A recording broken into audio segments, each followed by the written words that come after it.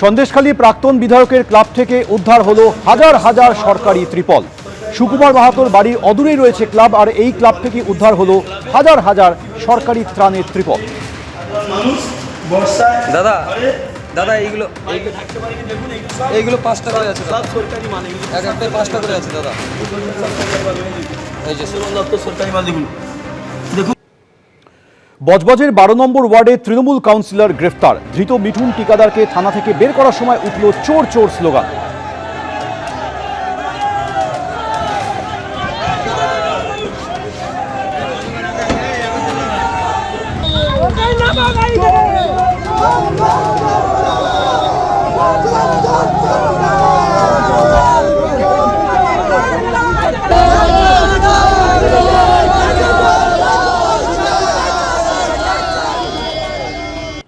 অন্যদিকে কাটোয়া কোর্ট চত্বরে জনরোষের মুখে পড়লেন দুই তৃণমূল নেতা। এদের বিরুদ্ধে ত্রাণ চুরির অভিযোগ রয়েছে, আর ধৃতদের লক্ষ্য করে ছোড়া হলো ডিম। ধৃত দুই তৃণমূল নেতাকে কিল চর ঘুষিয়ে মারা হয়। ধৃত দিগন্ত পাল এবং বিশ্বনাথ সাহা দুজনেই পুরসভার কর্মী।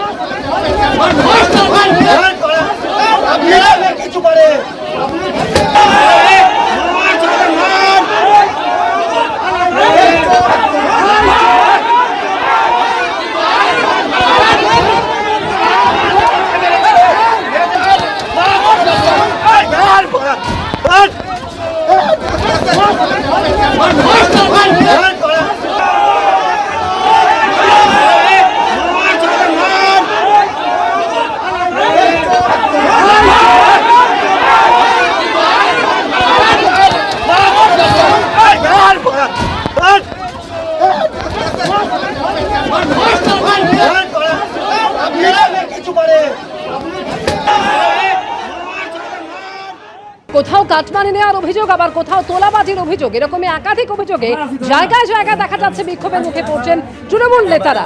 আর এরকমই কাটমানি নেওয়ার অভিযোগে এক তৃণমূল নেতা তিনি ভয়ে লুকিয়ে পড়লেন খাটের নিচে। মাথা ভাঙা তৃণমূল নেতা শহীদুল মিয়া ভয়ে খাটের তলায় লুকিয়ে পড়লেন তিনি। আবাস যোজনায় বাড়ি দেওয়ার নাম করে কাটমানি নেওয়ার অভিযোগে তার বিরুদ্ধে বিক্ষোভ দেখাচ্ছিলেন এলাকার মানুষ।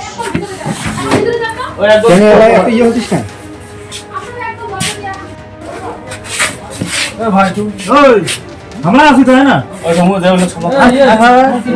বাইরে বাইরে বাইরে বাইরে তাদের বাইরে।